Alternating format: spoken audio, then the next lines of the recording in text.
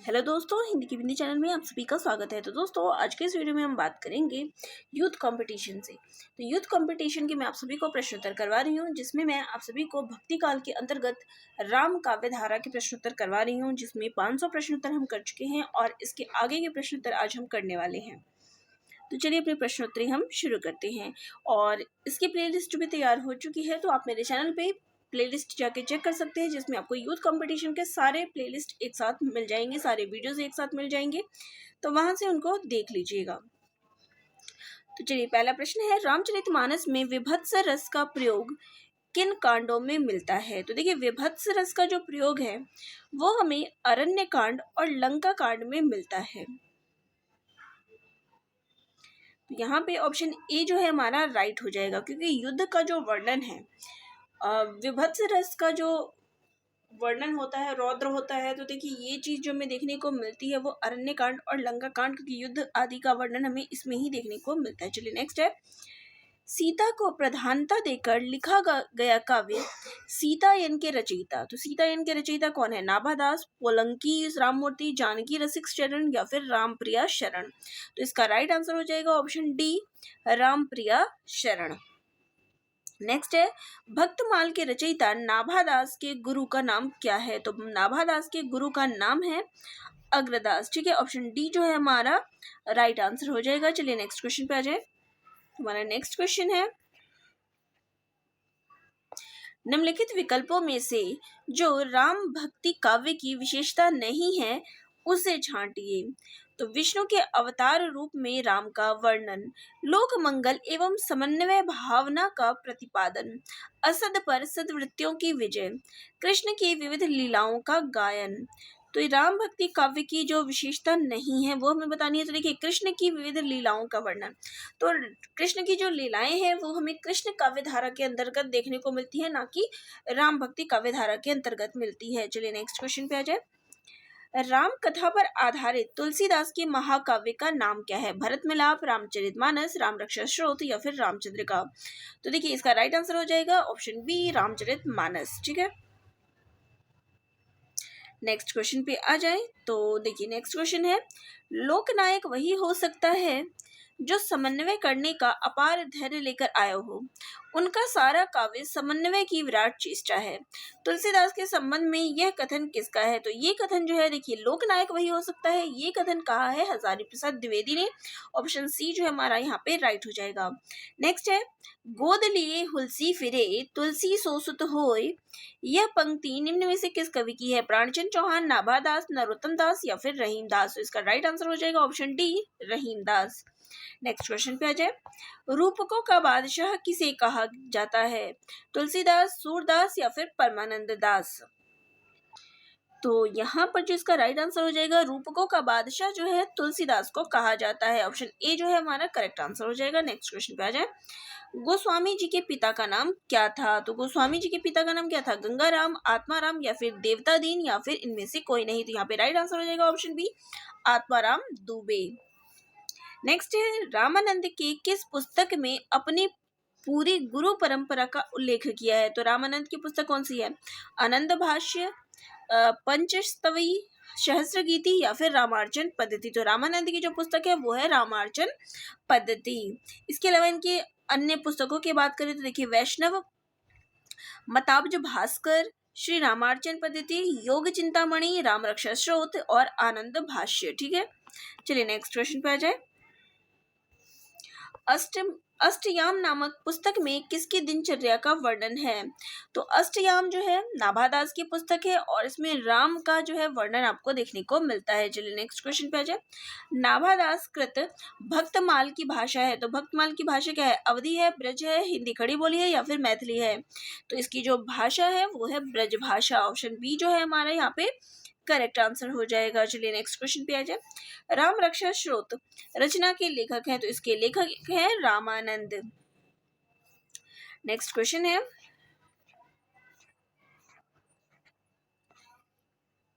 कीर्ति भनीति भूति भली सोई, सुर सरिसम सब कह हित होई। तुलसीदास की इस पंक्ति में कौन सा काव्य प्रयोजन है? यश की प्राप्ति, स्वांत सुख आए, लोकमंगल या फिर धनार्जन। तो क्या लिखा हुआ है, कीर्ति भनीति भूति भली हुई।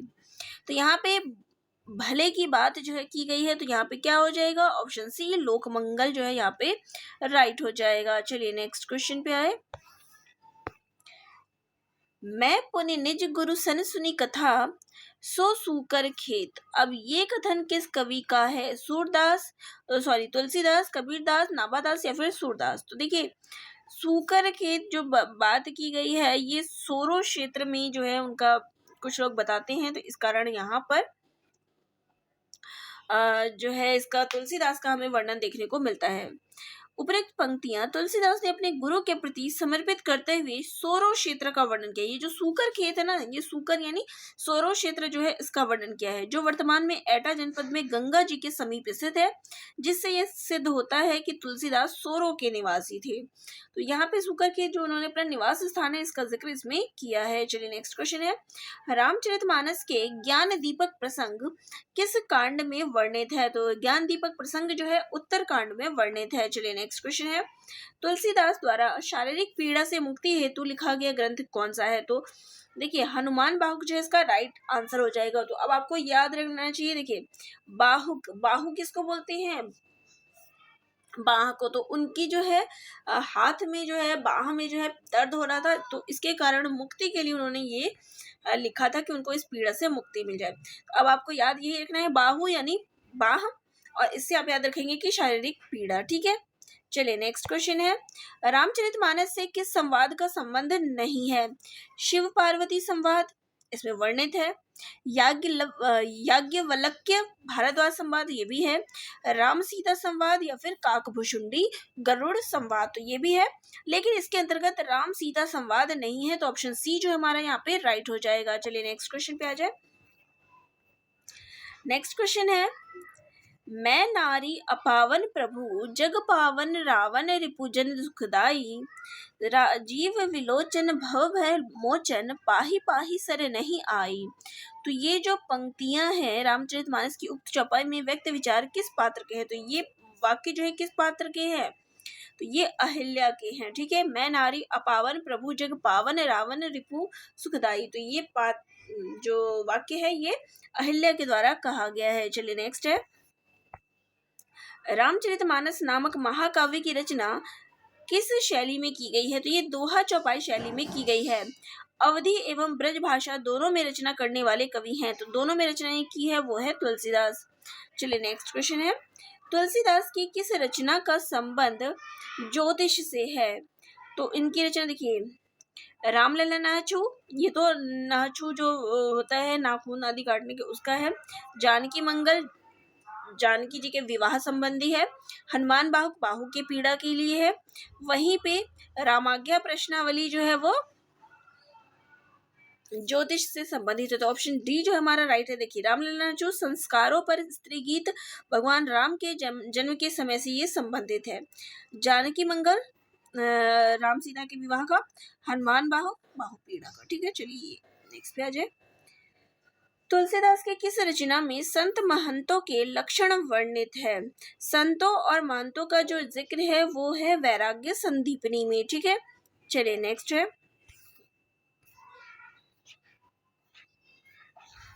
तुलसीदास के गुरु हैं। तो तुलसीदास के गुरु कौन है, रामानंद, हनुमंत शास्त्री, नरहरियानंद या फिर रामानुजाचार्य। तो इसका राइट आंसर हो जाएगा ऑप्शन सी नरहरियानंद। बरवे रामायण किसकी रचना है। तो बरवे रामायण जो है तुलसीदास की रचना है, जो कि रहीम के बरवे नायिका भेद से प्रभावित है। चलिए नेक्स्ट है, इनमें से कौन सी रचना तुलसीदास की है। राम ध्यान मंजरी, राम सत्सई, कृष्ण गीतावली या फिर श्री रामार्चन पद्धति। तो यहाँ पे ऑप्शन सी जो है हमारा राइट हो जाएगा। देखिए श्री रामार्चन पद्धति जो है रामानंद की है, राम ध्यान मंजरी अग्रदास की है।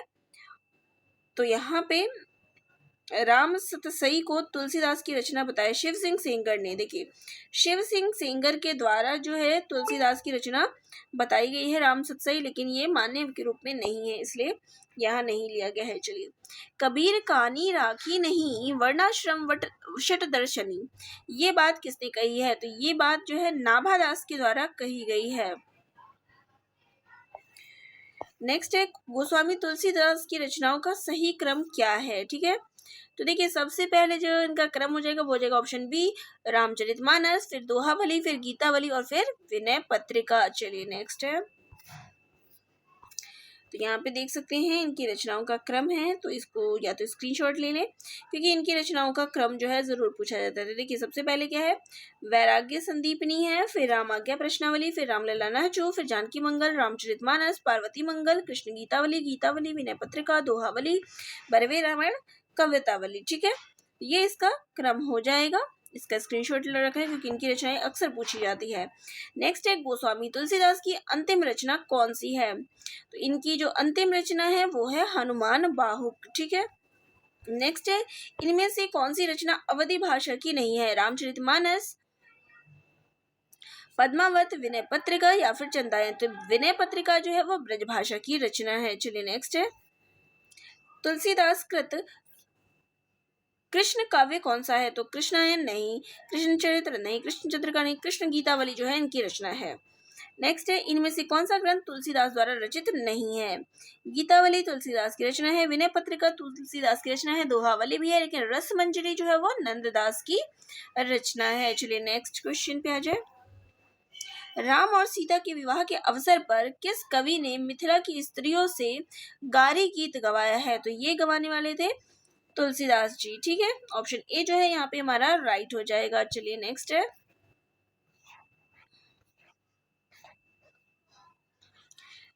देखिए यहाँ पे तुलसीदास नहीं है, केशवदास है। ठीक है, केशवदास जी ने राम और सीता के विवाह के अवसर पर मिथिला की स्त्रियों से गारी गीत गवाया है, यानी कि गाली वाला जो गीत होता है जिसमें जमाई को गाली वगैरह दी जाती है, वो गीत केशवदास ने गाया है। केशवदास कृत रामचंद्रिका में जो है आपको ये चीज देखने को मिल जाएगा। चलिए नेक्स्ट है, इनमें से कौन सी रचना तुलसीदास की नहीं है? रामचरितमानस, कवितावली, गीतावली, ये तीनों तुलसीदास की, लेकिन साकेत जो है मैथिली शरण गुप्त की रचना है। स्वामी अग्रदास का संबंध किस काव्य धारा से है? तो इनका संबंध जो है राम भक्ति शाखा से है। नेक्स्ट क्वेश्चन पे आ जाए, भक्ति काल के किस कवि को जातीय कवि कहा गया है? तो जातीय कवि जो है तुलसीदास को कहा गया है। नेक्स्ट है, गीतावली है, गीतावली क्या है? मुक्तक काव्य है, अतुकांत काव्य है, प्रबंधक काव्य है? तो ये एक मुक्तक काव्य है। ठीक है, चलिए नेक्स्ट है, तुलसीदास जी ने भ्रमर गीत परंपरा के अंतर्गत भ्रमर गीत की रचना की है, जो संकलित है। तो भ्रमर गीत की रचना हमें किसमें देखने को मिलती है? कि जानकी मंगल में कृष्ण और राम और सीता के विवाह का वर्णन है। गीतावली, कृष्ण गीतावली या फिर कवितावली। तो जो कृष्ण गीतावली है इसमें हमें भ्रमर गीत की परंपरा जो है देखने को मिलती है। नेक्स्ट है, गिरा अर्थ जल बीच सम कहियत भिन्न न भिन्न बंदौ सीता राम पद जिन्हीं परम प्रिय खिन्न। तो ये पंक्तियां किसकी है? तो ये पंक्तियां जो है तुलसीदास द्वारा रचित है।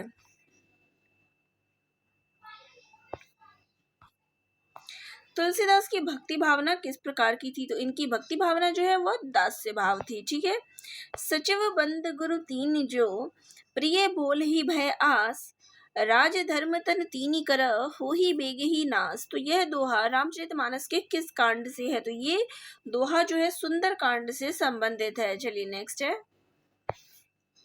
तुलसीदास ने रामचरितमानस के किस कांड में कलयुग का वर्णन किया है? तो यहाँ पर देखिए जो तुलसीदास ने कलयुग का वर्णन ये उत्तर कांड में किया है, तो उत्तर ऑप्शन जो है डी यहाँ पे हमारा राइट हो जाएगा। चलिए नेक्स्ट क्वेश्चन पे आ जाए,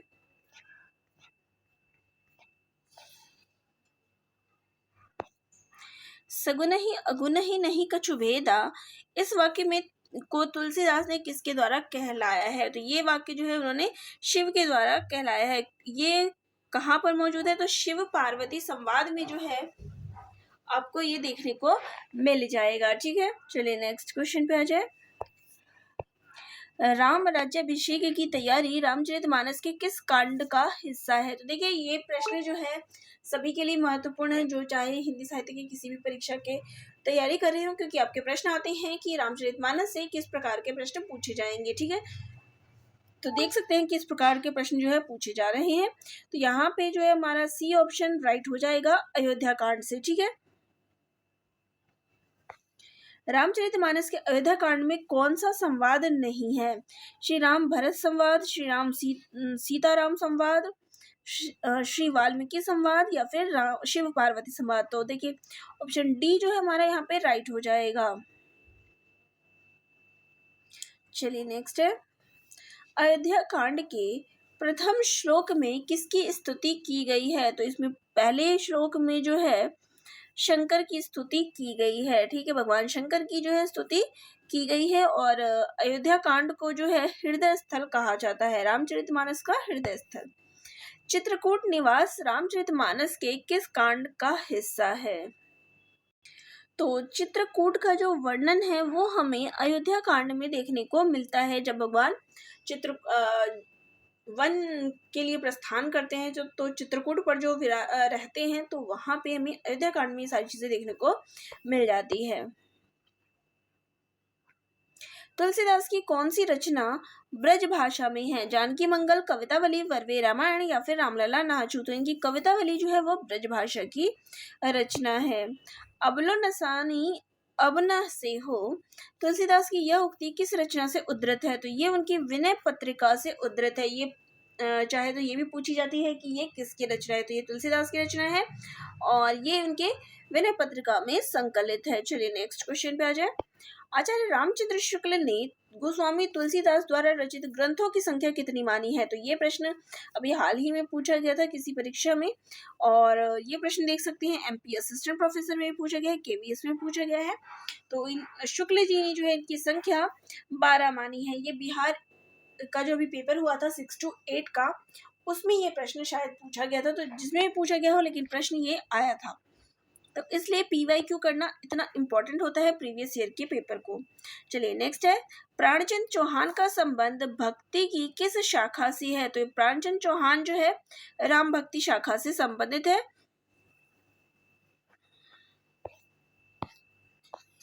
गोरख जगायो जोग, भक्ति भगायो लोग, इन पंक्तियों में तुलसीदास का अभिप्राय है। नाथ पंथ का हठयोग मार्ग हृदय पक्ष शून्य है। जनता हठयोग को पसंद करती है। योगियों की रहस्य भरी बानियों से जनता की भक्ति भावना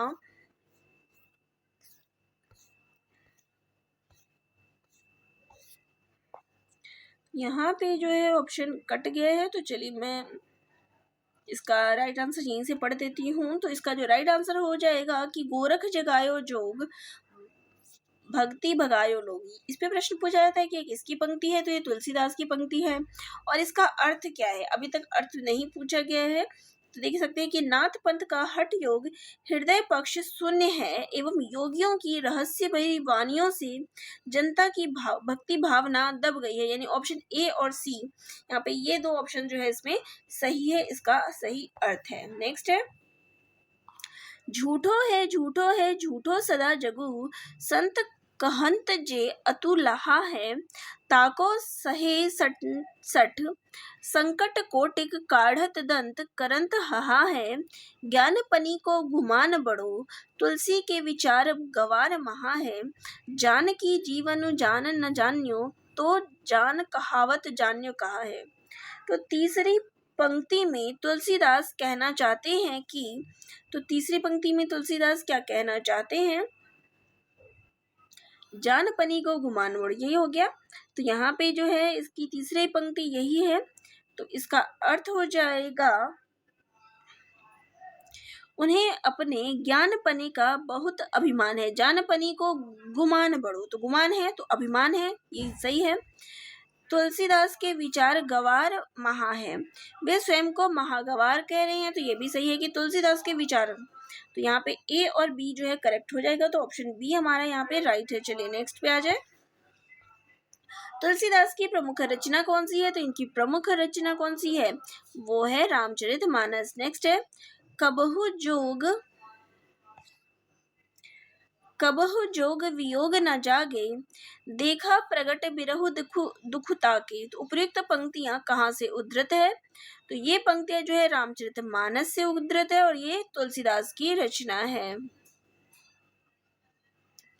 चलिए आगे देते हैं। तुलसीदास की कौन सी रचना ब्रज भाषा में है? तो आप यहाँ देख सकते हैं कि बार बार जो है इस प्रकार के प्रश्न रिपीट होते हैं कि ब्रज भाषा की रचना कौन सी है। तुलसीदास के संबंध में बार बार यही प्रश्न पूछा जा रहा है। तो इनकी रचना जो कवितावली है वो ब्रज भाषा की है। बाकी जानकी मंगल, परवे रामायण, रामलला, नाचू, ये सभी क्या है अवधि में रचित है। नेक्स्ट है अबलो नसानी अब न नसी हो, तुलसीदास की यह उक्ति किस रचना से है? तो ये उनकी विनय पत्रिका से उद्धृत है। चलिए नेक्स्ट पे आ जाए।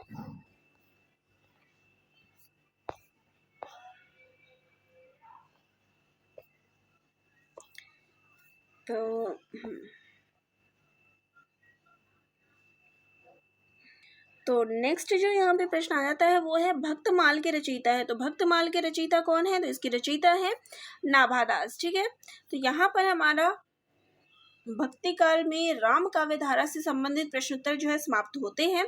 और नेक्स्ट वीडियो से मैं कृष्ण काव्य धारा से संबंधित महत्वपूर्ण प्रश्नोत्तर में करवाऊंगी। तो आप सभी को वीडियोस कैसे लग रहे हैं कमेंट बॉक्स में कमेंट जरूर करिएगा। और किसी वीडियो में या किसी टॉपिक में कोई डाउट हो तो वह भी मुझे कमेंट बॉक्स में कमेंट जरूर करिएगा। धन्यवाद।